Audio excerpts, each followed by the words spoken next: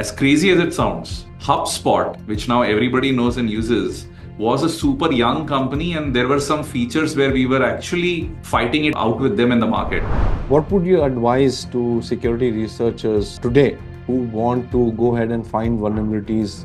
Do you have a mantra like step by step, do this, do this, do this? The reason it was Café Latte is by the time you sip on your latte, finish your latte and leave, your encryption key is already cracked.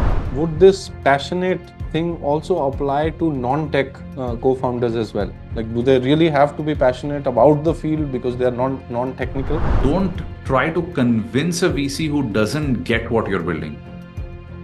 That never works. What is it that we don't have in India that, let's say, Israel has or US has? If you're a boxer, the only thing you know is to fight. So I quickly realized that I was missing the action. And a lot of first time, I think, cybersecurity technical founders may kind of come in and think, oh, if I build a great product which solves this extremely difficult technical problem, everybody's going to buy. That rarely happens. The problem is if it's a very difficult technical problem and you've built a great solution, you will be surprised that your customer will take a lot more convincing to even agree that this is a great solution, because he won't be able to appreciate it for the longest time. The average CISO is not very technical. The average head of security is not very technical. And I think that was the biggest uncovering which happened to me at SquareX.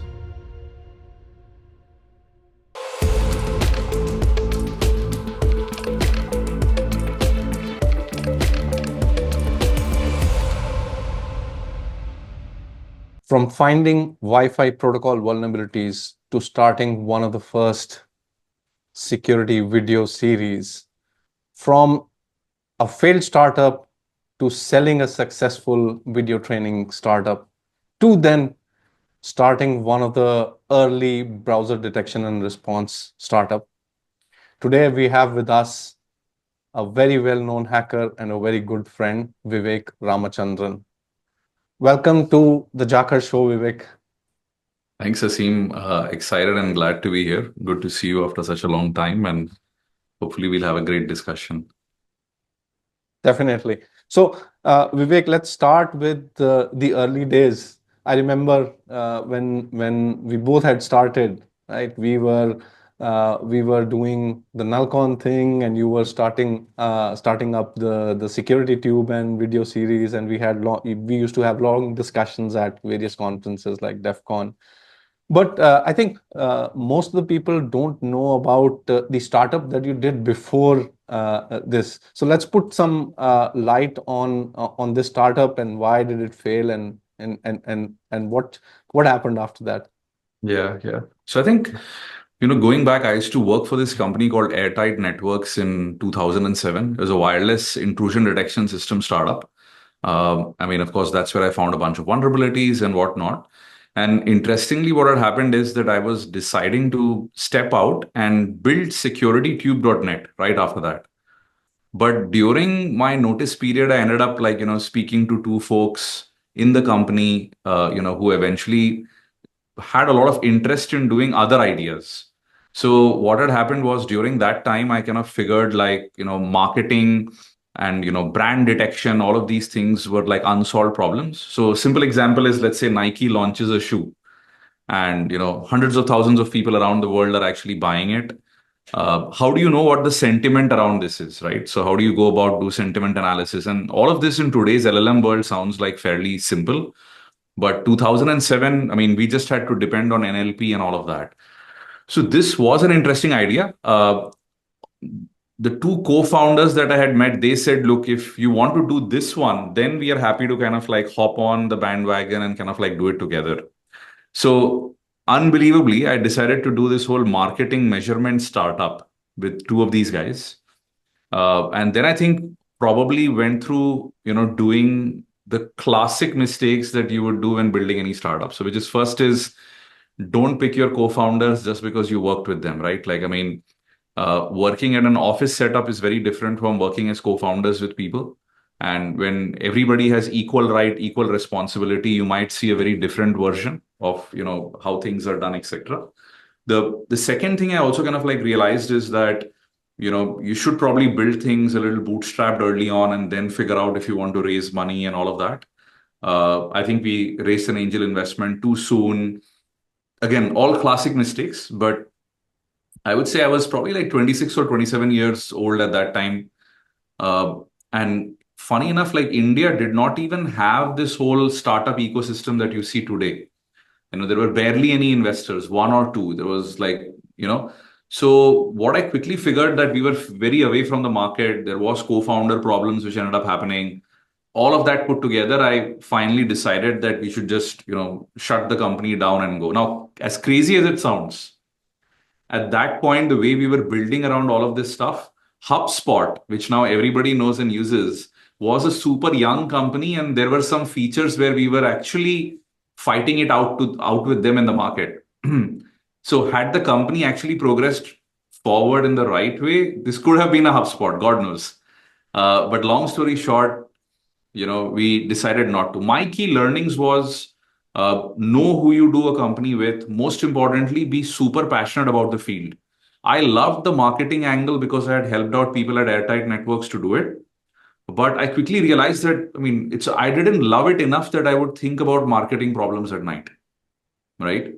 I'm probably that passionate about cybersecurity. And I did it even back in the day.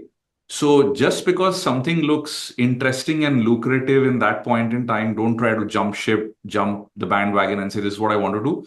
Make sure that it is an idea or a space that, you really love, you are very passionate about, so that you can go ahead and, continue and persist on it over a long period of time. Anyway, so that was the first scenic journey. No one knows about it because it was fairly short-lived for just a year. And, then I moved on. So would this passionate thing also apply to non-tech co-founders as well? Like, do they really have to be passionate about the field because they are non-technical? Look, the truth is it has worked both for and against that argument, right? But truth be told, I always feel that if you have absolutely non-technical founders and you're building a super technical company, and let's just probably stick to cybersecurity at this point in time, it's almost that it becomes the job of the technical founder to go teach the other guy. So the only cases I've seen this work is if the non-technical founder was working in a sales role or a marketing role, in cybersecurity and probably picked up some small things here or there. But somebody right off the streets might work, but probability is probably lower, right? Because he himself wouldn't feel passionate about the idea beyond a point. So, so to quickly summarize, I think choose your co-founders carefully. Be super passionate about the field or the field or the domain of Yeah. the startup, and don't raise early. Don't raise early. Yeah, yeah, yeah. Don't raise early. Unless you're very sure that, this is the idea you want to pursue for a long time. Got it. Got it. All right. Let's talk some technical stuff. So you found some vulnerabilities back in the days Yeah. on Wi-Fi protocols. So why don't you tell us about those? I think cloaking and Café Latte attack. Yeah. And how Yeah. did you come up with the name Café Latte attack? Yeah. So, web cloaking was before Café Latte. And what had happened is I used to work for Airtight Networks, and Airtight had a competitor called Air Magnet. And, web as a encryption protocol for Wi-Fi was known to be broken for a while. But Air Magnet, or sorry, Air Defense, my bad. Air Defense came out and basically said, we have this shaffing mechanism, which is we are just going to introduce all of these like frames inside the air, and that's going to confuse all of these Wi-Fi crackers. And that was what the web cloaking technology was all about. Now, retailers, all of these guys loved it because they wouldn't have to throw away their existing equipment. And if that happened, probably like Airtight would have lost out on a lot of business. So as technologists, we all clearly knew, and probably the folks at Air Defense also clearly knew that this wasn't going to work.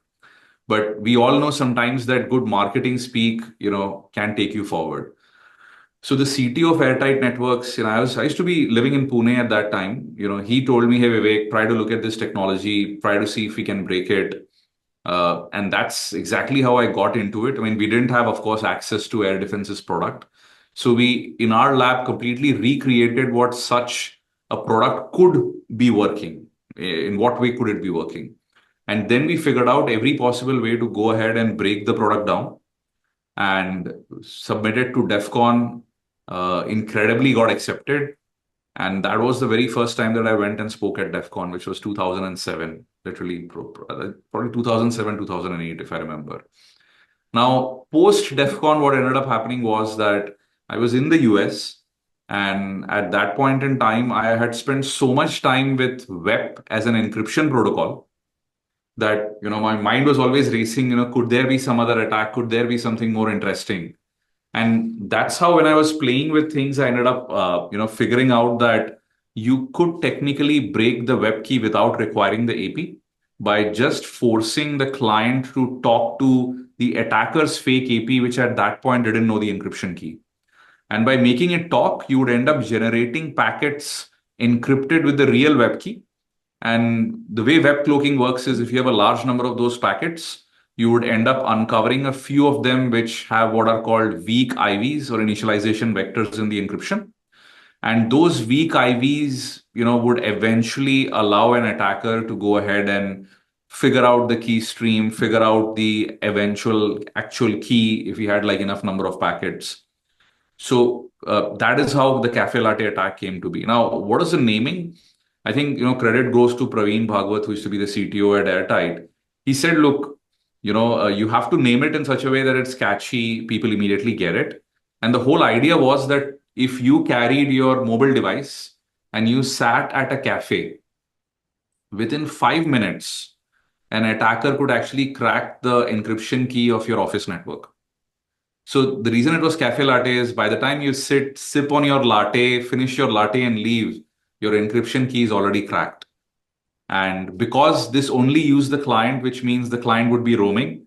And most people when they are roaming would of course go visit a coffee shop. So that's really where the whole like Cafe Latte attack and all of that naming came in. So, are there any similar attacks in the current Wi-Fi protocols, or are all of these problems already solved? I think, from time to time, some of this does show up. I think in WPA3, there were a couple of vulnerabilities which showed up as well, from what I recall. I mean, I haven't been in touch enough to kind of know how the space has evolved, to be frank. But encryption vulnerabilities are like fewer and fewer. What tends to happen is most of these protocols are starting to become extremely complex now, right? Because the sheer speeds that it has to support, the sheer number of devices. So a lot of that new standard hasn't been battle tested as well as things were back in the day for WEP, WPA2, and all of that. So some, but haven't heard of at least encryption vulnerabilities. So, how much time did you have to spend on, reading RFCs or the standards to be able to understand where you can, challenge the protocol? Yeah. Took me Did honestly. you did you spend enough time in reading the standards, or was it just, doing hands-on with a tool or a product and then understanding the Yeah, yeah. protocol? Actually, it had to be both because, if you don't understand the protocol, the different fields, how they are used, you would not know how to fuzz them or how to try to break them, etc. But at the very same time, if you can't code it up very quickly and observe what is happening, then I think, you aren't going to be able to do an attack. So I think I spent like probably hundreds of hours going through those RFCs, going through the standards, going through attacks that previously people had discovered. Now, and one of the best things I did was I actually wrote code to simulate all of that. So I simulated all the older attacks which were there. I simulated some of the quirks which were there in the RFC. And that just allowed me to have this very nice, database of POCs, which I could just quickly hack into and, create a new version to try and test things. Uh, so I'm a big believer, cybersecurity is a very applied field. It's a very hands-on field. So beyond a point, just reading things is of no value. It's only when you actually put something on the wire that you can actually see it work, then your gears in your mind start turning as well. So yeah, uh, probably took me almost like 2 months to break web cloaking. And in a fairly maniacal way. And what I mean by that is must have put like 15, 16 hours a day, all weekends. I literally used to carry, those were the days where, you had these access points and PCMCIA cards and everything. Yeah. So I used to literally carry those setups back to my home after work so that I could, after I have my dinner, I mean, was a bachelor, was staying alone in Pune. So I used to then set that up after dinner so that I could again start working on all of those things. So, what would you advise to security researchers today who want to go ahead and find vulnerabilities either in uh, protocols, specific protocols or protocol implementations? Like, do you have a mantra like step by step, do this, do this, do this? I think, see, to begin with, one big paradigm shift that I'm actually seeing is most of the younger researchers of today have been forced to train on very bite-sized content, right? Like try hack me, CTFs, and all of that. And unfortunately, much of that learning is very anti or antithesis in comparison to the whole slow boil, read the damn documentation, write every possible POC to understand how the protocol works and every single thing. So I would say if you want to go down at that level and find things, the first and foremost thing that you will have to do is absolutely getting used to spending hundreds of hours writing, proof of concept code. Once you're able to do that, I think then you can meticulously go through a protocol standard, try to simulate it, create your little device, kind of like network in the office or at home, and then go about like figuring out like how things work and where you can break it. Uh, I would feel like much of this is starting to be a lost art. I mean, back in the day, and the same thing applies now, is once you know a protocol, the first thing you're going to do is write a protocol fuzzer, right? And with the protocol fuzzer, at least you're figuring out that implementation specific vulnerabilities, right? Which is, does the Cisco Aeronet not process these packets properly? Are there parsing issues, parsing bugs? And that I would say is like ground zero, because at the very least you're finding software vulnerabilities. Now, once you're past that stage, is really where you start challenging the protocol state machine, right? Because every protocol, anytime that two devices are going ahead and exchanging data, there is this massive state machine which they go through. So the second thing I always used to look at is, okay, could I somehow inject something in between a state machine? Or could I try to see what happens if I send something which the stack doesn't expect, right, in the state machine? So typically RFCs, people would probably think that cover every possible use case exhaustively, but they generally don't. Yeah. They're broad strokes. They're like, hey, A and B should talk like this. But the exception cases are generally not covered in RFCs. And that is really where what happens is many a times vendors may all have implemented it in a certain way, but be completely blindsided towards, what happens if something gets inserted into a state machine at point B? How are you supposed to respond? Are you supposed to completely cancel the entire transaction, or are you supposed to reset it, go somewhere else? So those have been ways to kind of uncover vulnerabilities in protocols. I mean, including till date from what I've seen. Yeah. So I'm getting a sense that reading through RFCs is a very crucial and important part, yeah, which Absolutely, absolutely. which I mean, I if you would don't know how say. the tech works at the ground level, I mean, how are you going to find vulnerabilities? For the viewers, RFC is short for request for comments. These are standards documents. They basically define how a protocol works.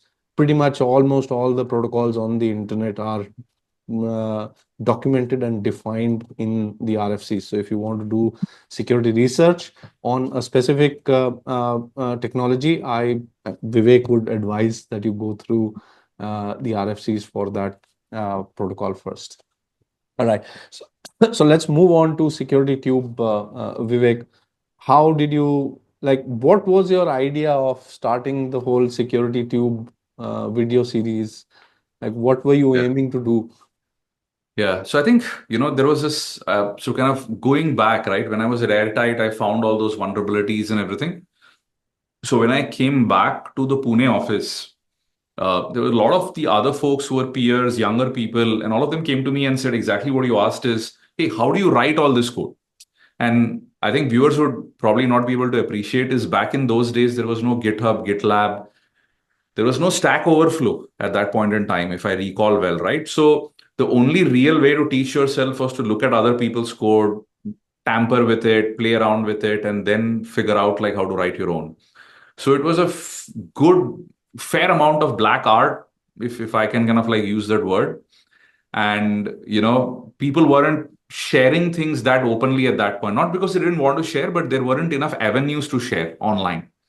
So came back, a lot of people asked me. So I did like one live session within Airtight to show them how to write raw packet injectors, packet sniffers, how to write like Wi-Fi sniffers and all of that. And much of it, I mean, you will remember back in those days was a C code, right?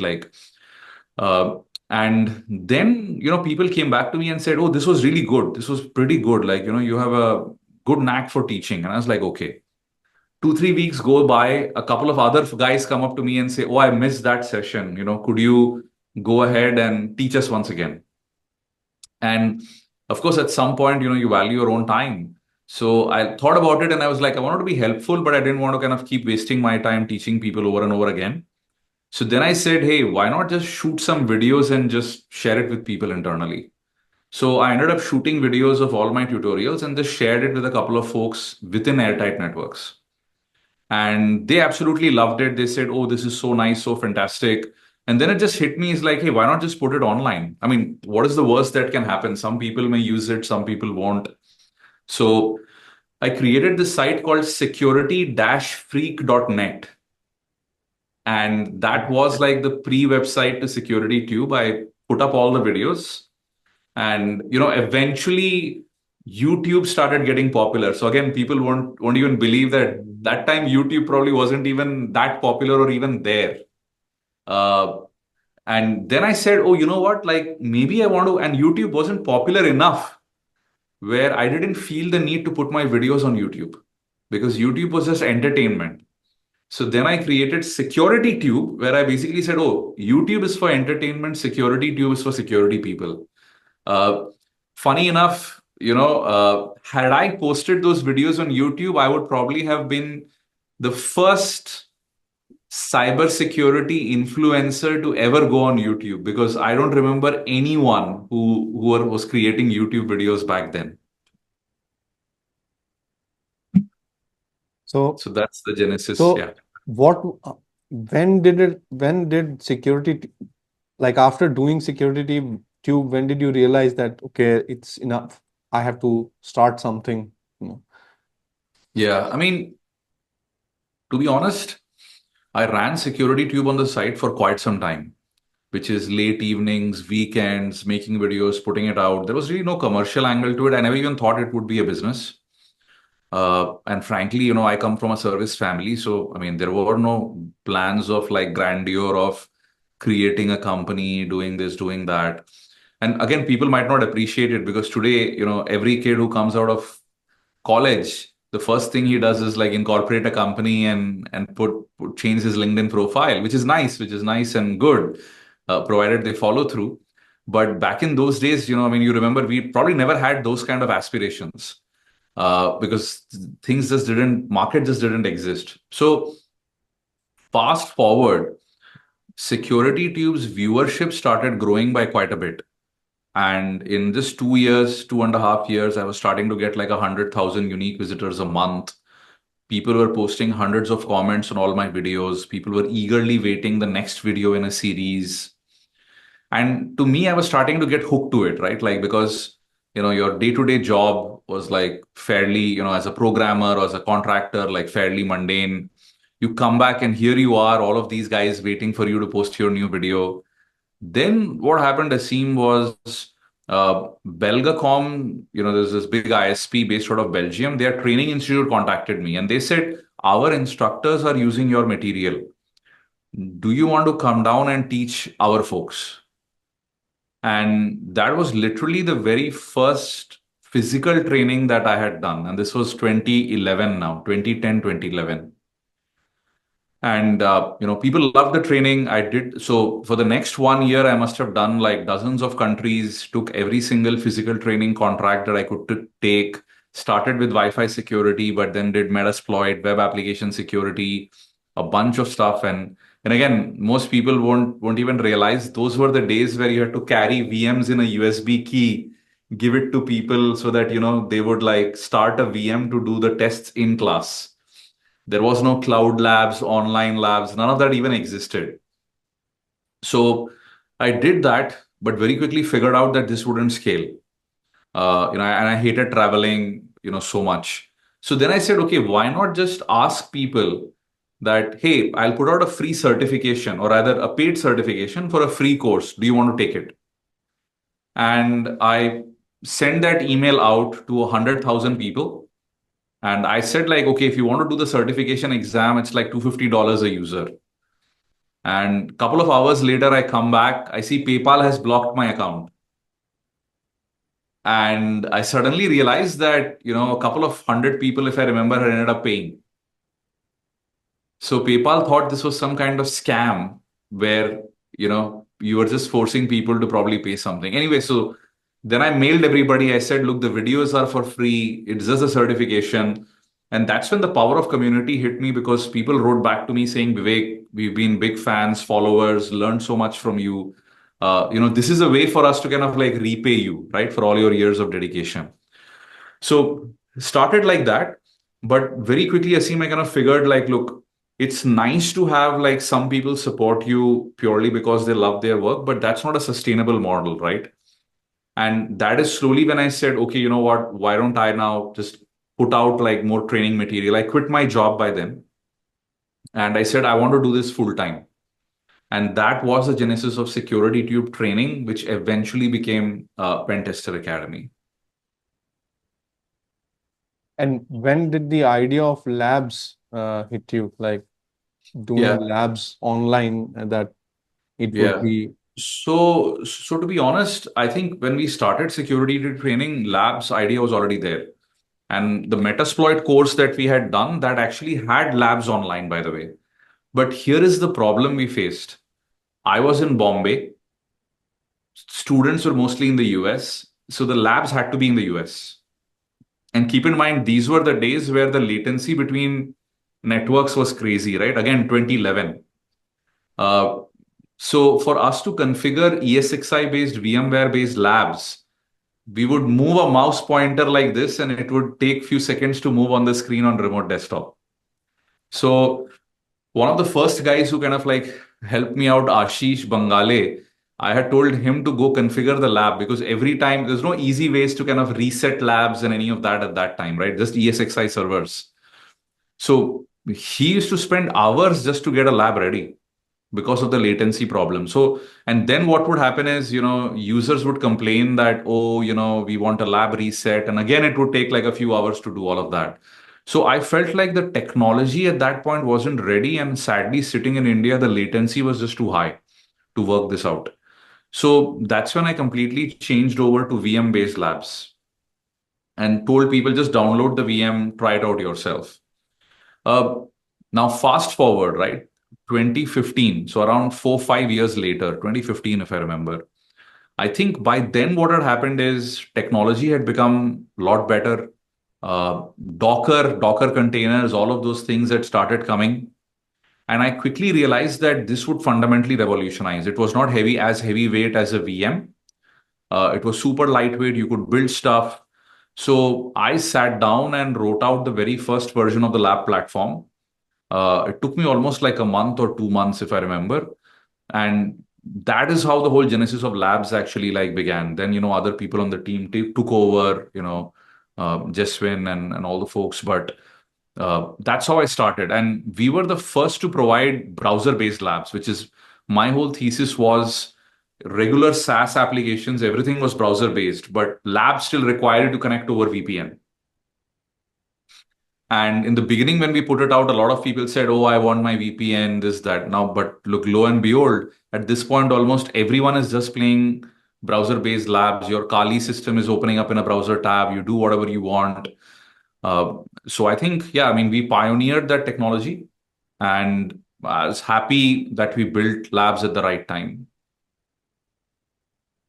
And during this journey, did you ever think of looking at investors, or did investors ever approach you? Investors approached us, but I honestly didn't feel it was in the beginning like an investable business. because investors really require like a massive gradient. And at the very same time, to be honest, I was just super happy that the business was generating enough cash for me to do what I believed was great work, right? Which is research, making videos, teaching people, going to conferences. I mean, probably best time of my professional life ever, right? Super enjoyed it, super enjoyed meeting our students and all of that. Honestly, I feel as a business, maybe I could have run it a lot better, right? Because as a security researcher and a person, I mean, my entire focus was always like, oh, let's build the next great video, let's put this out, let's see how students react.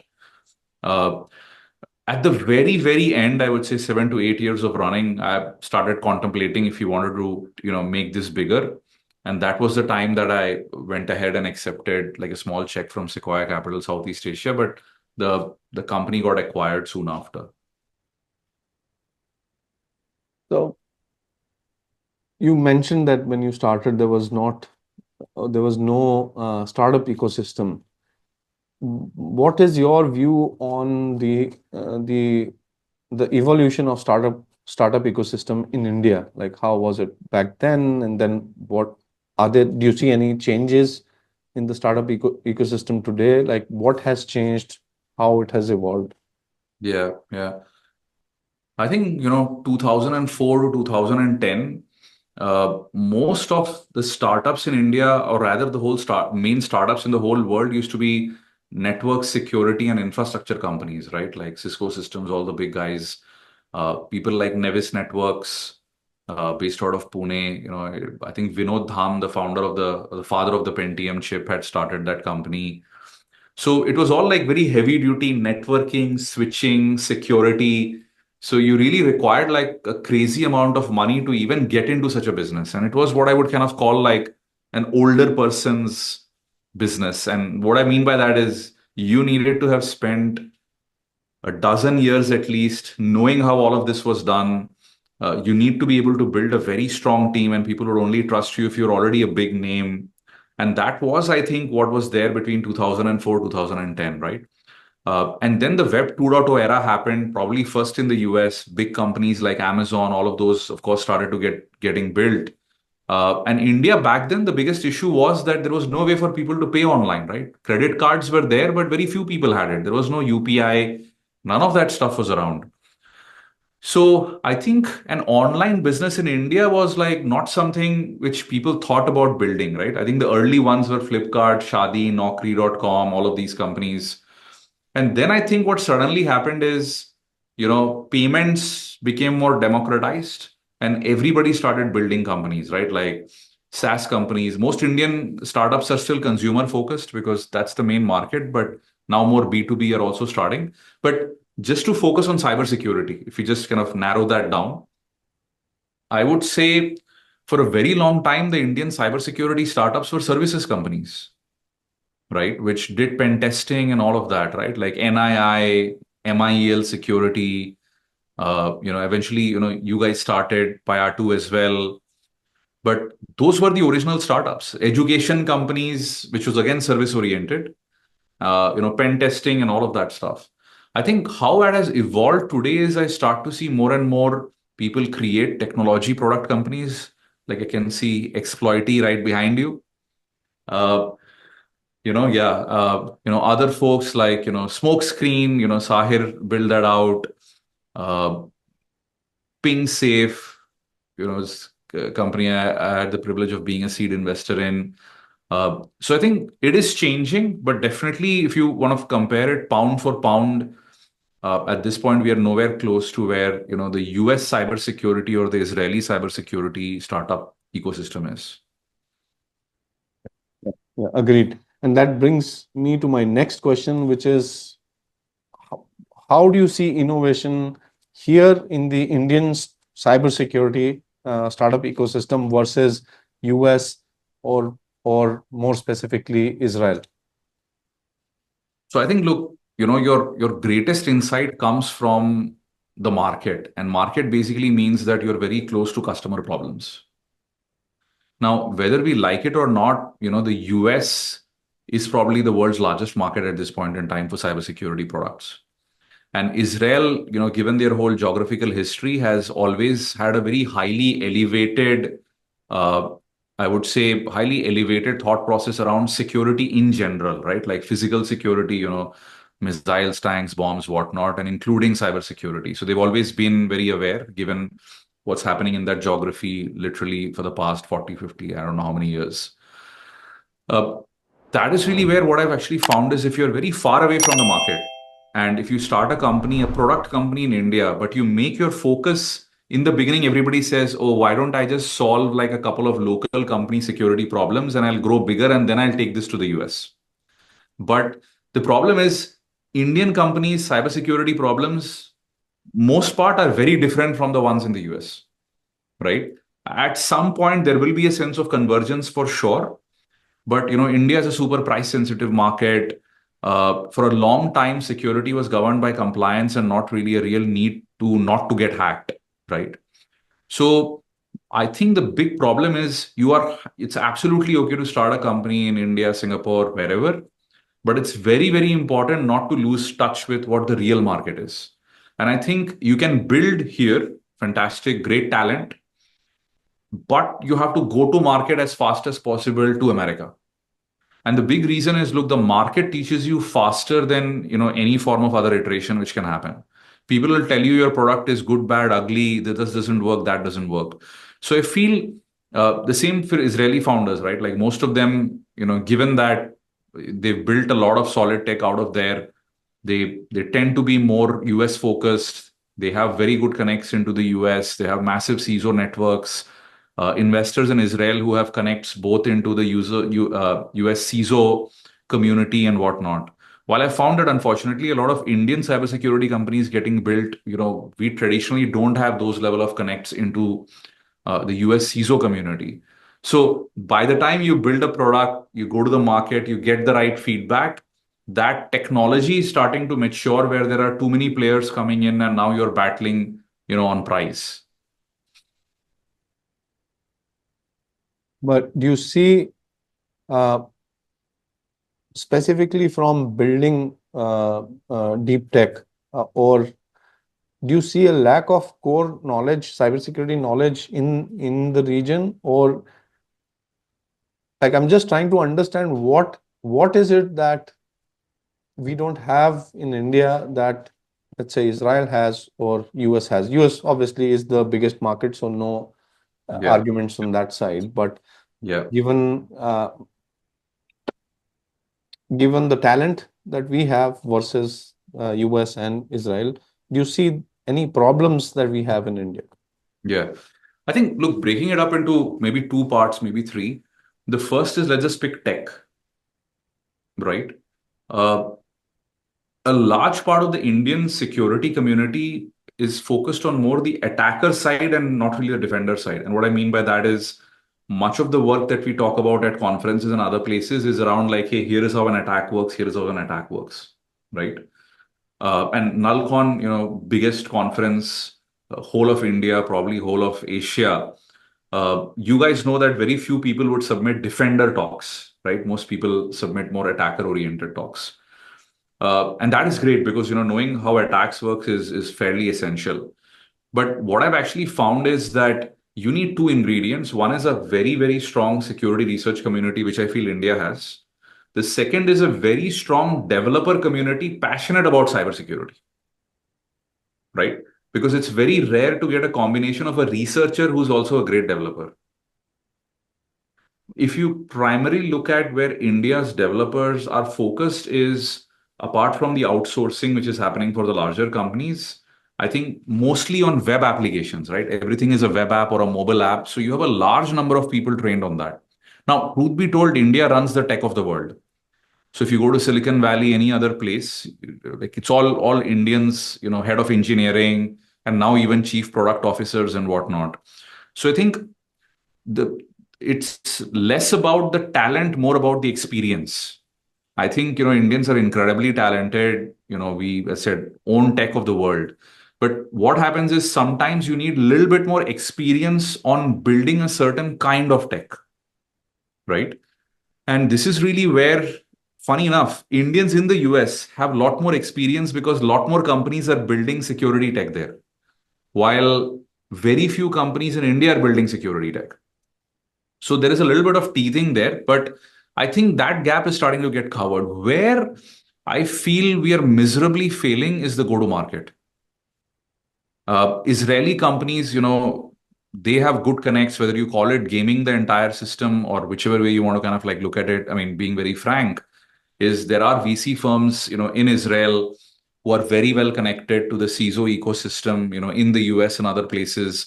So the moment, let's say, an Israeli company is even in the early stages of building a product, they get paired with like the right CISOs who are willing to give them feedback, willing to be a design partner fairly early on, and most design partners eventually become customers and referenceable customers, right? Uh, Also, cybersecurity requires you to raise a lot of money if you're building a product company. So now what tends to happen is you start to get falling back more and more. Why? Is here's you built a product, but look, you go to any investor, the first thing he's going to tell you is like, what's your market traction? And at that point in time, if you've been struggling to show high quality design partners or early customers, he just isn't interested enough because he's going to tell you, go back to the drawing board, get me a few interesting references who say this is a good enough product, and then come back, right? Now, versus Israeli ecosystem where they may already have all of those great connects. So, which means now, zero to let's say, one, that company has been able to cover that, cross that chasm a lot sooner and be able to raise their next round. While you are fighting it out because you don't have any contacts, you don't have any connects, you're trying to get CISO meetings by sending people messages on LinkedIn and whatnot, and no one responds, right? Now, the way to hack it is to build a very strong advisory network in the US early on.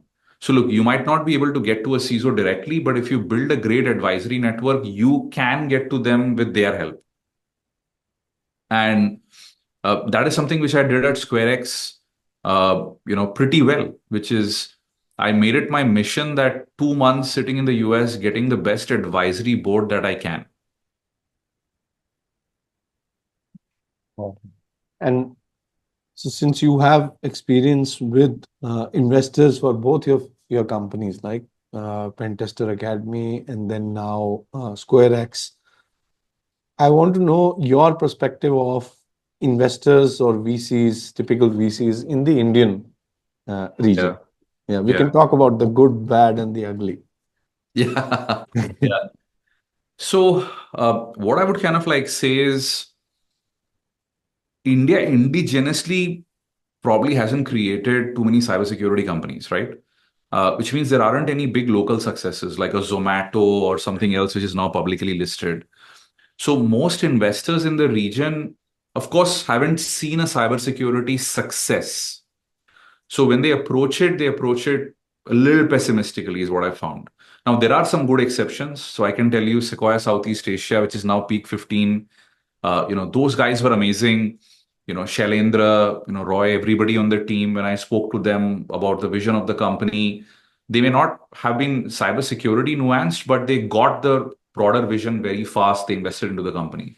So barring maybe them, one or two other folks who I found like were fairly analytical in how they wanted to approach this, and also by gut feeling. Unfortunately, most of the other folks, not so much. So my big recommendation is if you are raising a seed round, I mean, feel free to speak to people like Peak 15. But if not, then you should immediately go to the US and start to get angels excited. Because most of these angels have very, very good connects to top VC firms, in the Bay Area. And that still remains the central hub if you want to build a technology company or at least raise money. Also, what will happen is those early angels, those seed stage VCs will come in very, very handy in connecting you to the right people, start to get your early customers and things like that. So that's the good, bad, ugly. Uh, Also, I would say don't try to convince a VC who doesn't get what you're building. That never works. I think what tends to happen is a lot of people feel like, no, this is about that repetitive. I just need to go and talk. I just need to go and convince. I think in the very first meeting, if he's not excited about what you're doing, every investor will tell you at the very end is keep in touch, tell me when things are better. Honestly, I'd say don't waste your time. Now, the only investor you should continue to talk to is where the discussion was very rational, the discussion was thoughtful. He may not have understood cybersecurity or what you're building perfectly well, but the questions were more about the product and the market, right? And sometimes you can figure out those analytically smart people who ask those right questions. That is still worth going back to. But I mean, I'm sure you've seen meetings where you go in and you're like, okay, this guy's not even paying attention. He's on his phone.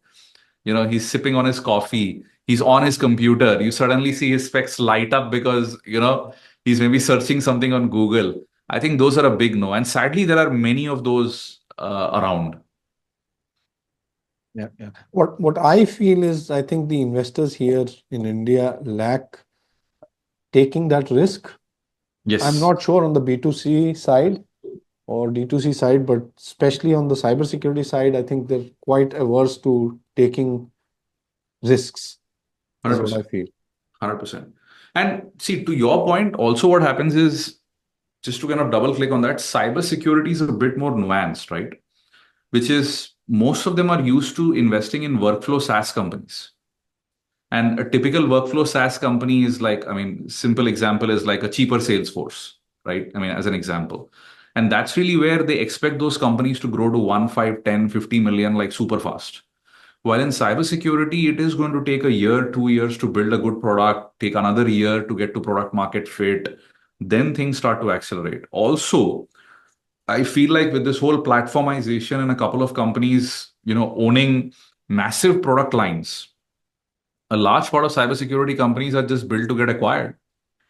I mean, it's a painful statement because most cases you won't get to build a company over a longer period because whatever you're building is a point product that a bigger provider will just offer as a feature eventually.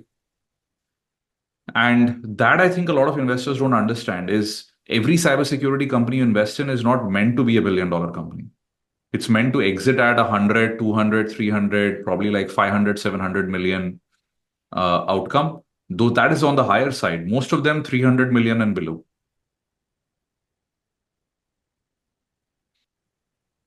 And what is your view on, so we're seeing a lot of M&A happening now, Hmm. especially US companies acquiring a lot of startups. So what is your take on how M&As were and how are they going to work in the future? I think, going back, of course, most of the M&A in cybersecurity previously used to happen once the company has become reasonably big, tens of millions of dollars. But I think in the last 5 to 7 years, the whole ground reality has changed. Now I think it's all about building a innovative startup, quickly going to market, showing product market fit, and then showing that this is a large market in its making, right? And that is if you're trying to build a new category. And roughly around that time, with the Series A to Series B, most companies either get lapped up or unfortunately are left to die. So the way things would change is one should go about making sure that you know your potential acquirers, you know the chief product officers there, you know people in engineering there, you know the corp dev folks, uh, because your job also as a founder who's raised investment is to make sure that your company is always viewed attractively by potential acquirers, regardless of whether you choose to sell it soon, later, never, right? I think many founders don't do this properly. I think many founders feel like someone's going to find me because the whole world is talking about me. And and those are exceptionally rare cases, right? Where you become a household name that everybody starts talking about you. And cybersecurity is not one of those fields where people talk about a cybersecurity product at lunch in an excited way, right? This isn't TikTok. So I feel that diligence people don't do at all. And a lot of founders, what happens is they keep building, building, building. And I mean, honestly, when I was doing Pentester Academy, I'm guilty of that as well. I had no intent of selling it for a very long time. But I think had I built those relationships, who knows? Like I may have been able to get the company acquired a lot sooner, and maybe had a similar outcome. So the whole thing really is that a large part of the founder's work in cybersecurity is also to build those relationships early on. And so since uh, you sold Pentester Academy and then you moved on to start SquareX, give me a sense of when you exit and when how do you get the inspiration for uh, another idea, and then how do you go about executing? Like how do you decide that, oh, this is what I'm going to do next? Yeah, yeah. So I feel like once Pentester got acquired and I was spent my time with the acquirer. After that, I tried interesting things like wrote a comic book, right, and things like that.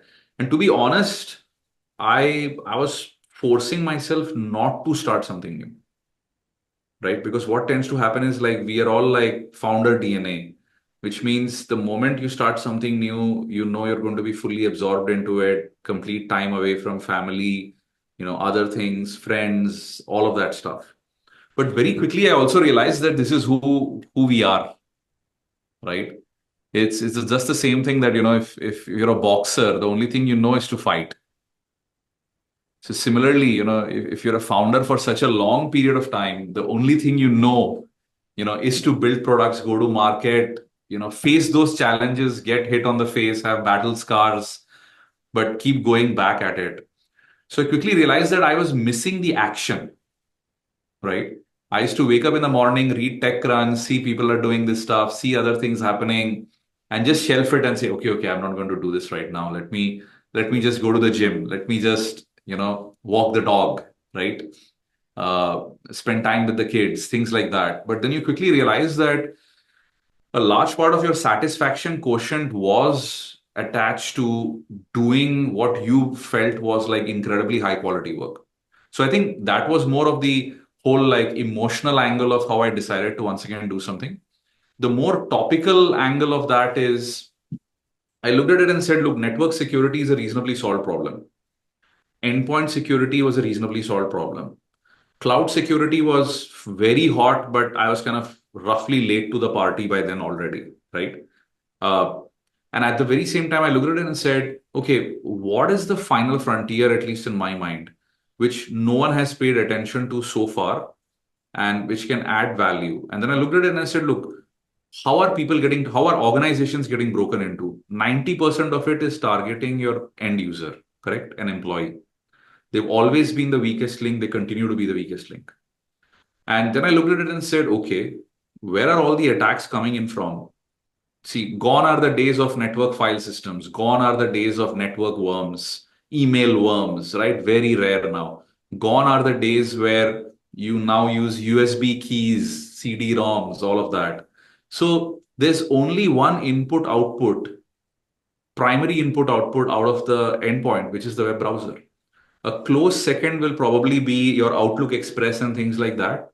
But truth be told, the younger folks don't use Outlook. They just use webmail. They just use Office 365. So the whole conclusion in my mind was there's only one attack vector, and that is the web browser. And then I told myself, hey, what do we do then? Uh, SASE SSE was around, absolutely sucks, does not work, has come of age. And then I said, okay, maybe we should try to build something browser native, because if the thesis is the browser is the new endpoint, right? Your local apps are now SaaS apps. Your local storage is now cloud storage. That automatically means you need an EDR and AV for the browser. So is there an EDR antivirus for the browser? There isn't. And that's really where the whole thesis of like, hey, browser detection response. Why don't we build a browser native, browser first class citizen security product which runs entirely in the browser? So that is really how I got about the idea. Then the second thing I asked myself is, am I excited enough? Right? And then I said, hey, this is going to be fun because I'm going to be able to look at new attacks and then for a change, look at it from a defender's angle and see if can I even solve it. And now I have a newfound appreciation for defenders because it's not not easy to defend. Yeah. My two cents is it's easier to attack. So Mm. So what were the so I know we discussed about your first failed startup and yeah, then running a startup bootstrapped. What were the lessons that you took with you when you started this particular startup, SquareX? yeah. See, the first thing definitely was that, I mean, I knew that this would require money, right? Like it's a product company, it will guzzle cash. So was first to make sure the seed round is done by people I absolutely trust and believe in. And that's how, of course, Sequoia Capital Southeast Asia, which eventually became Peak 15, came in, Shailendra Roy, rest of the team. I mean, I really love all of them. And that was probably the best move that I did, right? Because they were very patient. They allowed me to build stuff. They never interfered. They had full belief and trust. And that's very important. The second thing was like, getting a great team together. And that's always an ongoing work. You can never say you have the best team, right? It's an always ongoing work. I think there we were pretty lucky. We managed to hire a lot of good folks early on. Uh, and the third thing, which I kind of like prophesized all over, is like, hey, if you're not close to market, you're going to be dead. So I made sure that I started making very frequent trips to the US, started talking to, angels, potential acquirers, understanding how they thought about the space, getting a very quick view on all of that, and then trying to see how we could go ahead and build something which the market needed. And these are all big changes. Is the last time I was an accidental entrepreneur. This time I'm trying to engineer success, right?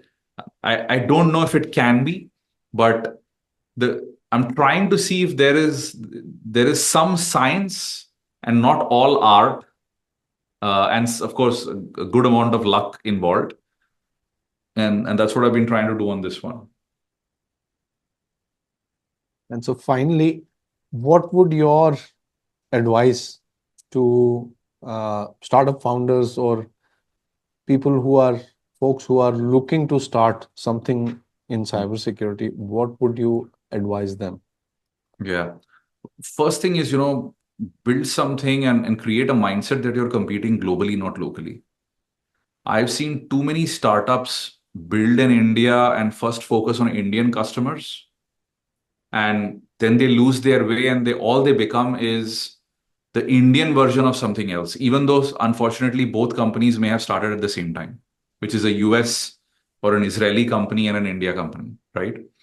And then what happens is eventually when those companies enter India, they look like the shining new Nike or Adidas, or McDonald's, while you sadly look like the local vada pav vendor, right? Who's been there. I think people are going to flame me for this comparison, but, but so the key thing I would say is like don't feel the need that if you built in India, you have to immediately first sell in India in cybersecurity immediately while your building is going on, like go to the US, start talking to people, start building a network, start figuring out. I think most companies don't manage to crack the US GTM, is what I found. At the very same time, putting it simply, you also want to hire a US GTM team at the right time. And the reason is, look, selling in any geography is very nuanced, and some aspects of it are pure cultural, of how to communicate value. And I feel so it's important for you to get folks in because uh, early there's going to be founder-led sales, but you quickly want to hire like someone who's like a head of sales, who is from the geography where you're trying to sell, who understands how to sell, understands how to negotiate contracts, right? Uh, Understands how to work customer success. So I think those are super important as well. So I would say, yeah, I mean, like the world is your competition. The first place you want to go win and play is America, even if you're building in India, Southeast Asia. Don't neglect go to market. As technical founders, what happens is when things go wrong, we love to kind of bury our face into a technical problem in the product, right? It's like, oh, let's build this other new feature, let's do this, let's do that. And I've realized that if you do that, you're just playing to your strengths and not trying to address your weakness, which is GTM. So I think in this company at this stage, I'm starting to spend like 80% of my time in GTM. 80% of my time figuring out like what's working, what's not working, why is it not working, where are process inefficiencies. And and a lot of first time, I think cybersecurity technical founders may kind of come in and think, oh, if I build a great product which solves this extremely difficult technical problem, everybody's going to buy. That rarely happens. The problem is if it's a very difficult technical problem and you've built a great solution, you will be surprised that your customer will take a lot more convincing to even agree that this is a great solution because he won't be able to appreciate it for the longest time. The average CISO is not very technical. The average head of security is not very technical. And I think that was the biggest uncovering which happened to me at SquareX. Is I just thought I could walk in, wow people with all of this tech stuff, and people would just say, just clap, start crying, sign a contract and just give it to you. But what tends to happen is they look impressively surprised, but then nothing happens. And then you quickly realize is like, hey, that this is unfortunately not the way to run the process. The right way to run the process is understand their pain points, understand how they prioritize those pain points. Are you solving those top three prioritized pain points? If not, move on to the next customer. So I feel like the moment someone listens to you, don't make it your mission that he has to be a buyer, which is qualify your buyer extremely well. Make sure that this is a real pain point for them. And beyond that, like, don't waste your time if you feel it isn't. Uh, then I'm giving like very long advice. People generally just say 3 bullet points and let it be. Uh, and Please, then, please go ahead. Yeah. yeah, then I'm just giving you guys like my learnings. Then I would actually say getting marketing right is very difficult. Because see, what happens is security buyers are very nuanced, uh, way more intelligent than your IT buyer or your HR buyer, right? So you will have to invest a lot in content marketing because people will spend time researching what you have, what you're doing, and all of that stuff.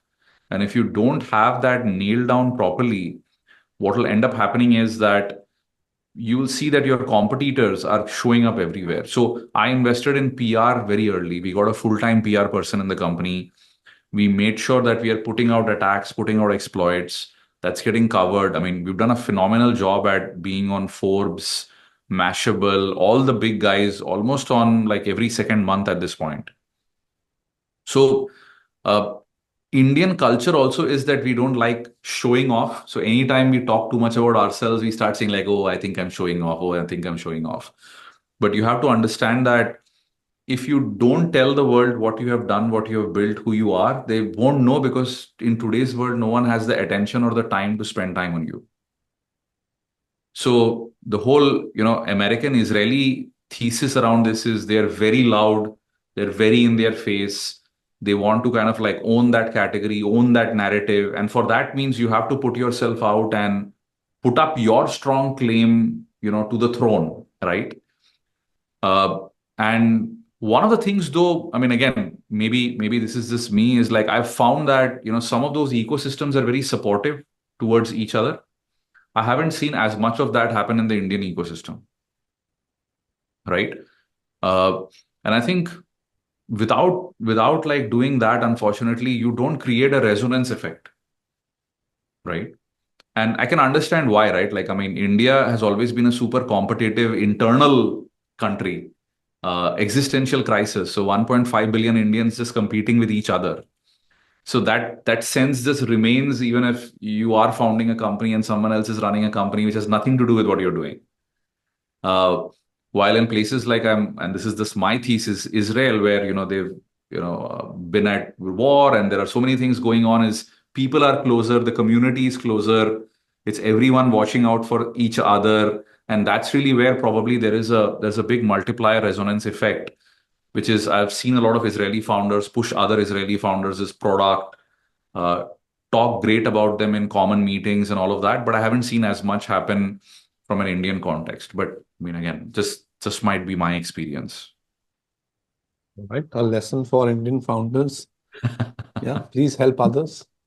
Yeah. And what would your advice be to Indian VCs and investors? Anything that they shouldn't do or should do? I would say if you're only curious about a space and not serious, uh, I would say don't waste founder time, right? Yeah. Uh, Number one. Number two is I think cybersecurity is one of the highest return areas. And the best example is the Wiz deal, right? Like 32 billion in just 4.5 years. Uh, so probably it would make sense for you to dedicate some effort to understand cybersecurity's nuances of building a business, right? uh, that would kind of be it. And for founders, is like, look, if you manage to speak to some great investors like Peak 15, great. If not, don't waste time. Instead, if move to the US market, try to find people there. Don't force yourself to raise from a local investor because you're sitting locally. And by the way, many a times you may be able to convince a US based cybersecurity focused investor faster, right? Because they're aware of the nuances versus somebody who is exploring or learning the market with you. Yeah. Yeah. Agreed. Agreed. Yeah. All right. I think yeah, I'm almost done with my questions. Do you have any last 2 cents? Nothing. I would say that, keep up the great work. Congratulations for your and, Antriksh and Murtuja's success around Nalcon. Great news. Thank you. Thank And you. yeah, looking forward to seeing you guys very soon at RSA. I think you will be at RSA, right? Yes. Maybe not. Yes. Okay. Most likely, yes. Yeah, that's all. And you guys are a shining example of, what an Indian company should be. Kind of started T equal to zero, grown to over 100 people. I mean, not an easy task. So, so I think I always look at you, KK Mukhi. I think, he's at like 500 people. So I think like, yeah, great examples of building and scaling a business. I thought you were the shiny example. Building from nothing, right? And single founder. And your story is totally opposite. When you had multiple founders, like 3 founders, that company did not work. Versus you were single and then you scaled the company. I don't know how you convinced Sequoia, being a single founder, to be able to invest in you, because they look at more than one founder at least. But good Yeah, job. yeah. I found that I make decisions faster if the only person I'm battling with is me. All right. All right. Thank you so much, Vivek, for joining us for the Jhacker Show. And I wish you all the luck and yeah, with your new venture, SquareX.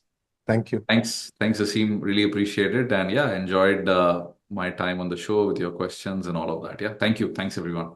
Bye bye.